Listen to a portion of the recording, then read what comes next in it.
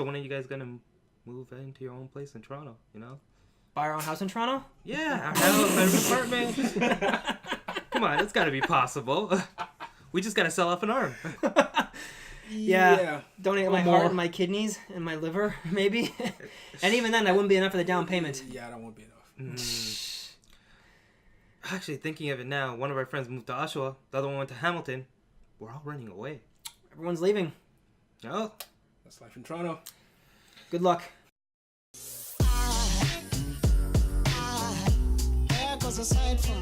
welcome to Garths Spotlight. Oh, as you guessed from our intro, we're talking about living in Toronto. And right now, what we have here is Kareem, the Snake Man. It's back. The Back snake with is my back. snake. Yeah. And Kareem's actually moved here when he was 18. So it'll be an interesting perspective from his point of view. And then we have Mr. Canada. And he's been here all his It's life. the very beginning. Yeah, so he's seen it. He's lived with the Leafs for such a long time with their hope of winning. Yeah. So- Well, let's not get into that. That's another podcast. That's another episode within itself. And Leafs. me, on the other hand, I came here when I was a little baby, so I don't even remember my country. Yeah, so you and I mean, I was born here, but you came here when you were a toddler, and we grew up here. Karim, you immigrated here, Yeah. right? Yeah. So we got a couple of different perspectives here, right? And you grew up in a household with immigrant parents. One of my parents is an immigrant. The other one grew up in Canada. Yeah. And so like it's a very kind of mixed perspective here, right? About how we grew Well, up. Yeah. Yeah, right? That's Toronto. Yeah, and that's a key thing here. It's this multiculturalism. It is wide here. So a lot of people who come here, they think Canadians, and they all expect everyone to be white, and like that's it you see in the streets. But you come here, you get a little taste of the whole world. Yeah. It's like we did Sammy and I did some research before this episode, and they said like what 46 or 48%. Nearly 50, like 48%. Yeah. Nearly 50% of the population of Toronto is immigrants. Yeah. So I'm not the only one. Yeah, it's a big thing, and it brings a big unique aspect to Toronto, where you can get shawarma or Chinese food, and you can jump right to Little Italy. Like there's Portugal, Little Pakistan, Little India. You can go anywhere and you can get all kinds of different cuisine from all around the world. Ethiopia, Somalia. Yeah, and all these different restaurants are here. And the thing is, like in a normal lifespan, you will hit up so many stores that all these foods will come natural into your diet. You'll be like, oh, this is normal. Yeah, this Chinese food. This is like Indian food. This is Middle Eastern, like Arabic, Yeah. or Greek. And then we get those traps of fast food, which isn't a part of anything. Nope. It's just fast food. That's Nope, just just fast food. that's American. That's American. So that's a little bit of the culture too. It's American fast food. It's like I remember have a little story in here. It's like I've been talking to my parents and I told them that ever since I came to Canada, I've made friends with people from all around the world, from Europe to Asia. Met one guy from Australia.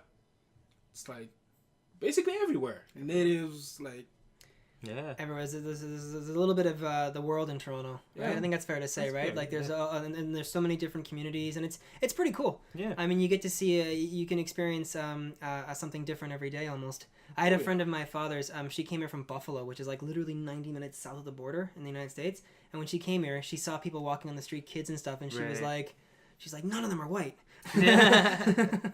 It's like I'm not used to. It's like I'm not used to that, which I thought was interesting. Yeah. Yeah. It does bring a new eye-opening perspective. Especially my cousins that came over, they were surprised. They're like, "Wow, what? There's actual multiculturalism? Like, I did not expect this." yeah, So many different religions, and it's pretty cool. It's pretty neat. Yeah. different languages. It's like at my old workplace, you know, I learned English and Spanish in high school. Yeah. So in my old workplace, I met one person that spoke French and another person that spoke Spanish. I was like, whoa, okay. Yeah. So, yeah, you Toronto is a pretty amazing place. Yeah. Problem is adapting. I wouldn't know anything about that. Yeah. Adapting's tough for a lot of people, and I'll throw the first thing I do to adapting is TTC. yeah, that's a big one. That is a big one. It's a good point you brought up. So in Toronto, we just have TTC in Toronto. Let's say that for now. The GO bus takes you from Toronto to the outer areas such as Oshawa or Hamilton. The suburbs, the burbs. So it's not as built up in that sense. So for getting around Toronto, you're perfectly fine. But if you want to go out of Toronto, you're gonna have to take the GO, and then there's the Viva and Brampton Transit. Now you're just confusing Yeah, them. you can present. There's three main things, but the two that we're gonna talk about is GO and the TTC. That's where we're gonna And the stick there. TTC, if you ever we should put up a map here because like the TTC map is hilarious. If you're from New York or Chicago TTC or LA subway or map. London, Yeah. the TTC subway map, excuse me, yes, the train map. If you're from Chicago, New York, LA, or London, you'll laugh when you see the TTC map. It's literally just a U and a line through it, Yep. and then a couple of things at the top. They're expanding upon it, but it's so small, and it's very. It's small and it's non-functional. It's functional. It is but functional. It's functional, but it's not. How many escalators break down on a daily basis? Yeah. I still I have Okay. walked up steps when I was beaten up from kickboxing, and I look up the stairs and the escalator is broken. And I'm like, you They're- gotta be kidding me. They're working on it. They are improving. working on Yeah, it for the yeah. last 10 years. I mean, I did live in England for 2 years in London, or just outside of London, and the tube is just like, it's so efficient, and there's just, you can literally go everywhere. You can go into like the suburbs of London through the underground, the tube. I mean, we just don't have that luxury here. You can get to Scarborough, like at the very beginning of Scarborough. Beginning of Scarborough, Which is basically east. And east of the here. thing about Yeah. traveling in Scarborough is the buses take a long time. Toronto is like the core of Toronto. The buses come every 5 minutes or like 10 minutes. But Toronto, it'll come like Scarborough, it'll come like every 10, 15 minutes, which brings us hassle because there are long roads in Scarborough. Okay, I think they should know that Toronto is divided Yeah. into. We're so used to it. If you ever heard the term the Six, made popular by Drake, of course, Of course. it's because Toronto is actually 6 cities.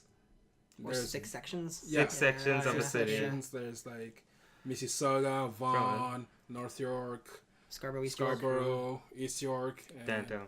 there we go. That's a 6. Yep. And that's literally why it's called the That's 6. why it's called the 6. It's a trendy thing, but there's logic behind it. So yeah. And it's big. It's huge. It is. At times it'll be frustrating if you don't have a car. If you're relying on TTC 90% of the time, you can get to one side to another, no problem. It's just expect delays. Like I leave work 30 minutes, like I leave my house 30 minutes early to get to work. And still I'll be late some days. I travel north, so it's easier for me. I mean, if you go south into downtown, I used to work downtown. Oh man, it's like Times Square. It's just so busy. It's so crowded. Packed. And yeah, like the waits can be killer, and you're packing yourself onto a streetcar or a bus, and it's just there's always somebody's like elbow sticking into your chest, yeah. or somebody's like hip ramming into your side. It's really annoying. Yeah, mostly we use the TTC to get downtown. Yeah. Whoa, that's where I want to jump into downtown and the luxuries of downtown, right? Oh yeah, There's downtown's fun. It can be a bit sketchy, but downtown's fun. Yeah, it depends where you go. Depends where you are. It depends where you are. But I enjoyed. I like. But downtown. downtown's where like Little Italy is, Chinatown, and it's like if you want the most multicultural tourism, you go downtown. Those parts are great. Like Chinatown's amazing. I love and Chinatown. the food's amazing. Like every corner of that place has something you never tried before. I had churros down there, Mexican food, Italian food, Chinese food. I had everything, man. It's like coolest center. Yeah, it's the coolest thing because you'll be in Chinatown and then you'll turn a corner and then there'll be like a row of Mexican restaurants. Yeah, it's so cool. You could you could be in Chinatown, but you could get something completely different outside of that food. Or outside of that cuisine, which is so awesome. Yeah. And you get cuisine from all around the world without leaving your city. Yeah, and you know when we have TIFF, the Toronto International Film Festival, whenever they ask actors, I usually see them say this when they're like, Sandra Bullock or George Clooney, what do you think of Toronto? I love the restaurants. They usually say that. Because you get everything here. You can grab that and go to Harbourfront, which is just like a port for ships and right on the lake. It's right on the lake. It's on the lake. Harbourfront's on the lake. It's not a port. I would say more like a marina.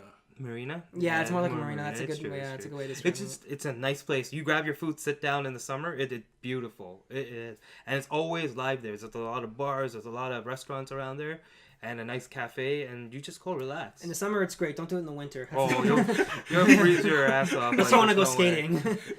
That's the one thing about Toronto. And a lot of people say this who first move here. It's got the 4 seasons. You get a proper summer, winter, and then fall and spring. Mm-hmm. Given current conditions on Earth, that's starting to change a little bit, but global you still warming. unfortunately. No, you still get the 4 seasons. Oh no, it's just very extreme now. You either get a ton of snow or no snow at all.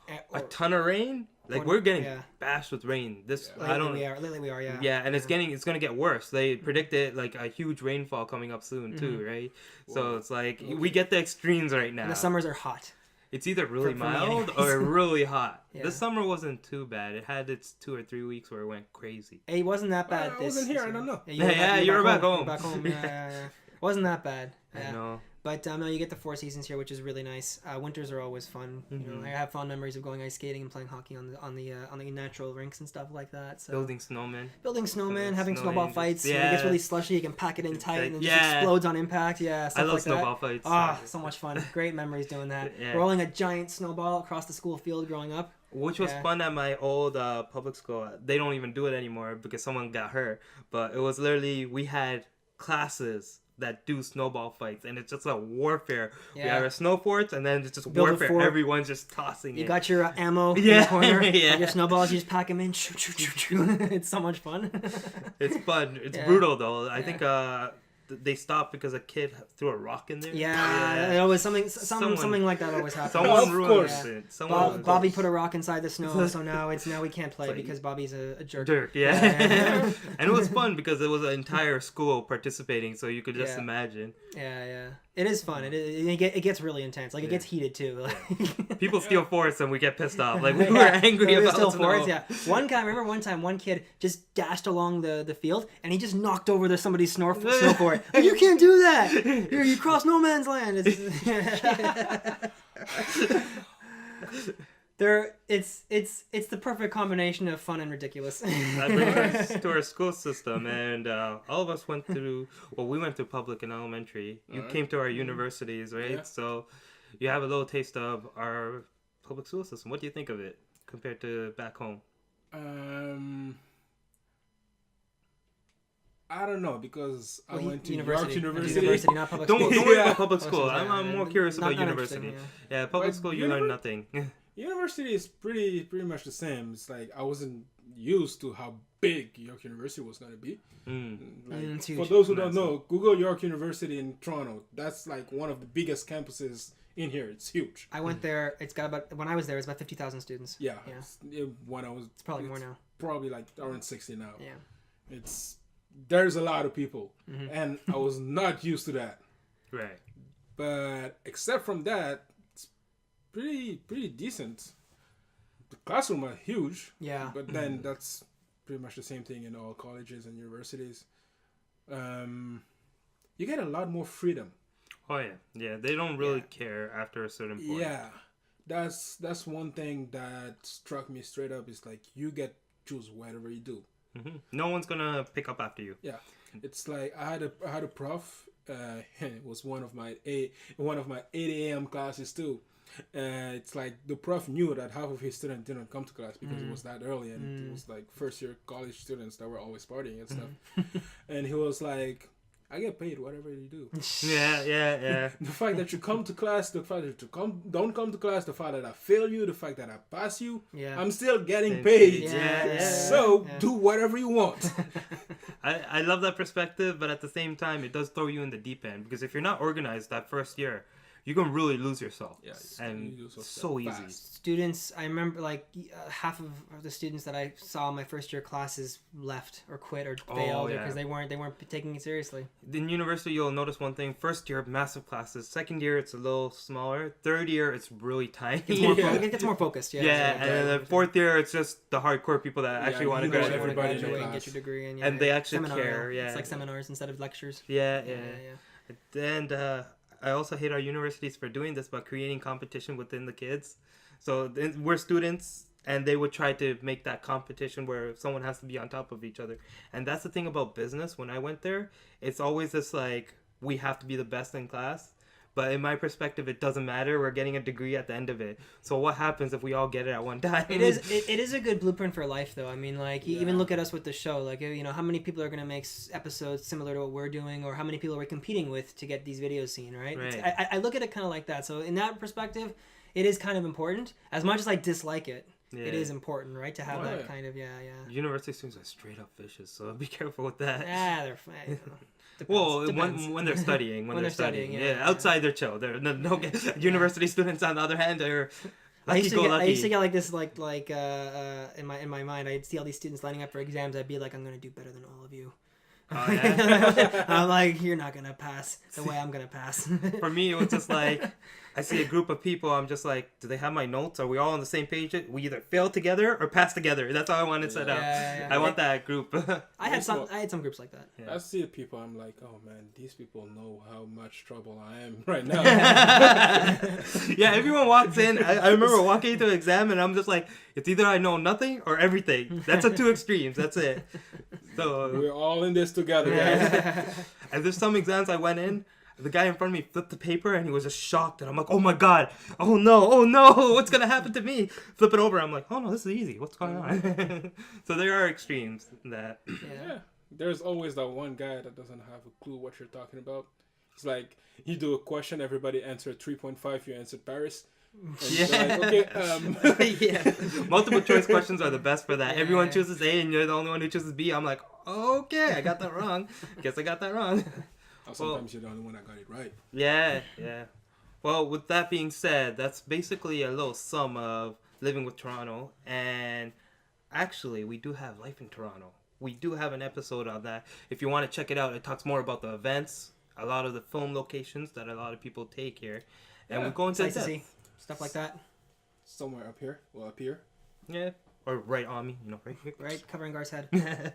So, with that said, Garth Spotlight. Right here, we have the Snake Man, Mr. Canada, and of course, I'm Garth. We will catch you another time. Take care, guys. Later. Subscribe. Right. Thank you for watching. If you like what you saw, you can check out the next video here. If you're in a daring mood, you can select a random video here.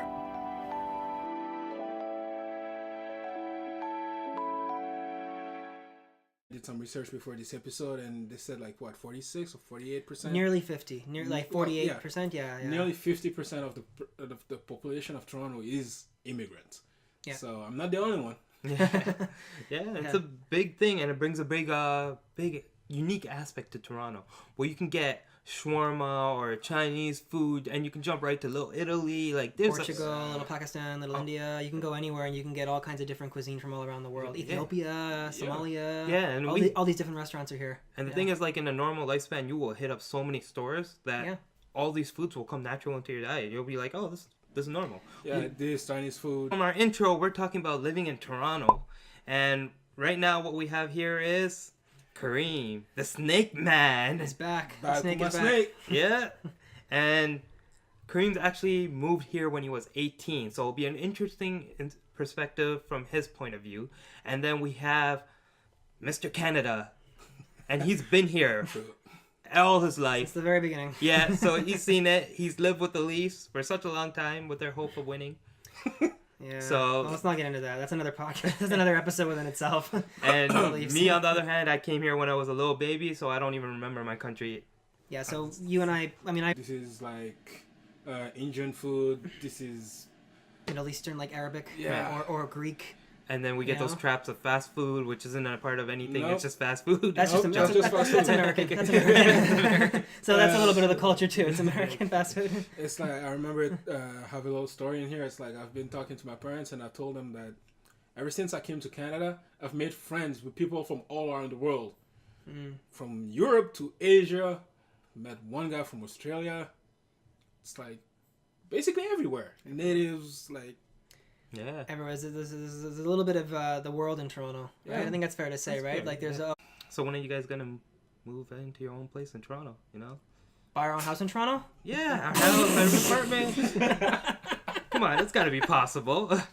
We just gotta sell off an arm. Yeah. Donate Or my more. heart and my kidneys and my liver, maybe. And even then, that wouldn't be enough for the down payment. Yeah, that won't be enough. Actually, thinking of it now, one of our friends moved to Oshawa, the other one went to Hamilton. We're all running away. Everyone's leaving. Oh. That's life in Toronto. Good luck.